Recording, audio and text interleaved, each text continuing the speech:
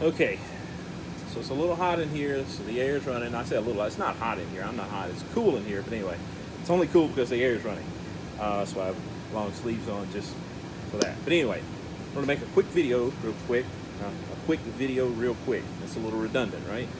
I want to make a quick video about whether or not you should carry either concealed or open. Most of the time I carry concealed. Sometimes I do carry it outside the waistband. Just depends on if I'm going to be in the public or not, around my own property, house, whatever. A lot of times I carry outside the waistband.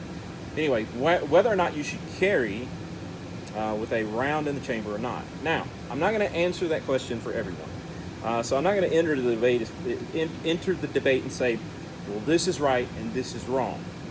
I'm just going to tell you what I do and give you the reasons why I do it, kind of my thoughts on it, and maybe show you what it kind of looks like. I do not carry with a round in the chamber. Right? I know a lot of you are like, that's just crazy. I've always been told to carry one in the chamber. It's just faster. Well, I don't. And here is my Glock 43X that I carry every day. It is completely and utterly safe. Nothing in the chamber, no magazine in it, right? Okay, so this is what I'll be using today to demonstrate this. And I don't carry one in the chamber. Right? I carry a full magazine, not one in the chamber, and a spare mag. But nothing in the chamber, just the magazine. Now, the reason that I do this is because I have small children at home. And I'm very safe anyway that when I put a gun away, when I bring a gun home, I always check to make sure that it's unloaded, because I don't want there to be any possibility of a child getting a weapon of mine and just being able to pull the trigger and it discharge.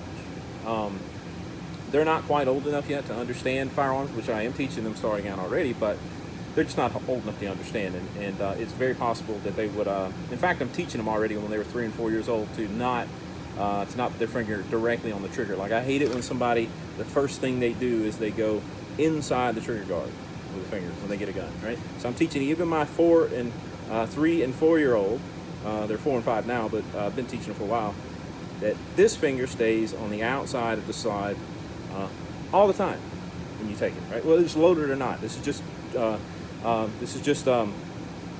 trigger discipline, that your finger does not go on the trigger unless you are ready to pull the trigger and actually shoot something. So I've been teaching that to my kids a lot. So they know that. But a child is just going to gravitate toward that trigger. And for me, it is just gives me a peace of mind that even if something happens, like say I was carrying and something happens to me, I become incapacitated, someone has to take my firearm off of me, and in a rush they lay it to the side at my house somewhere on the counter, and then my child comes up and grabs it and it goes off, right?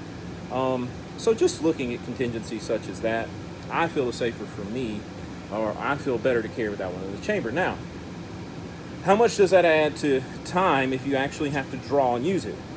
That depends on you, or it depends on me, right? It depends on how much we're going to train the way that we carry.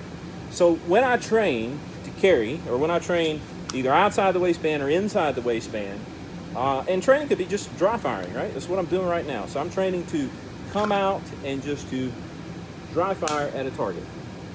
That's what I'm doing here, just dry firing. So this works really well. But when I train to do that, right, I'm going to train the way I carry. So I'm not just going to go up and grab and pull the trigger, because I don't carry this way, right? I carry on an empty chamber.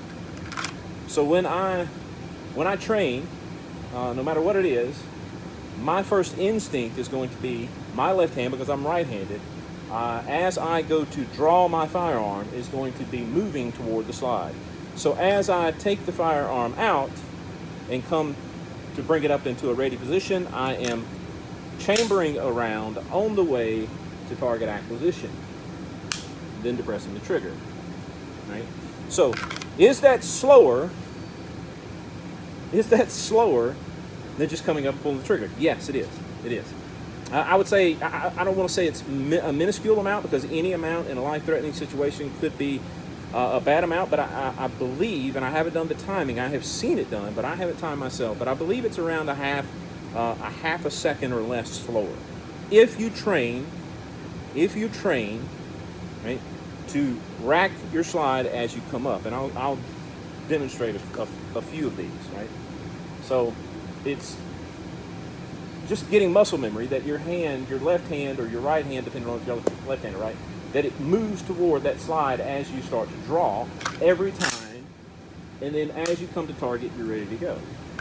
So I'll do 3 of those. I'll do 3 the way I carry, and then I'll do 3 draw, acquire, pull the trigger, as if I had one in the chamber. We'll just kind of see we can see what the difference is. I don't have any way to time it. I'm sorry. We'll just have to look on the video. You'll have to look at the video and kind of compare that for yourself. But I'll do 3 the way that I carry, none in the chamber. So I will be racking the slide as I acquire the target. Okay?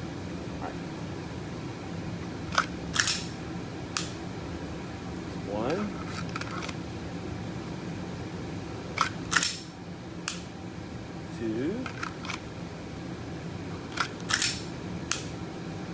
And 3.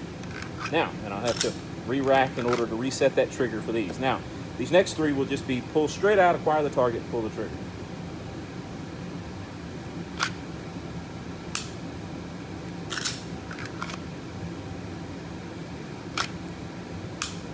Two. Remember to reset that trigger. And number 3.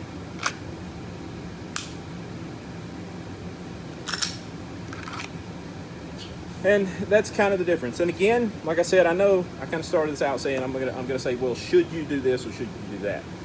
I'm not saying you should do either. This is going to be up to you.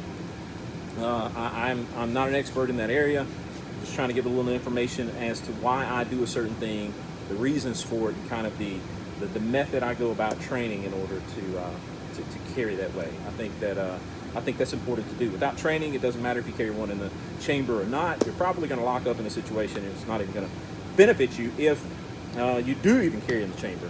But one other reason why I don't carry in the chamber, and people can argue about this, that's fine, is if you happen to get into a scuffle with somebody and they went for your firearm. Most of the time, someone grabs a firearm, the first thing they're going to do is pull the trigger, right?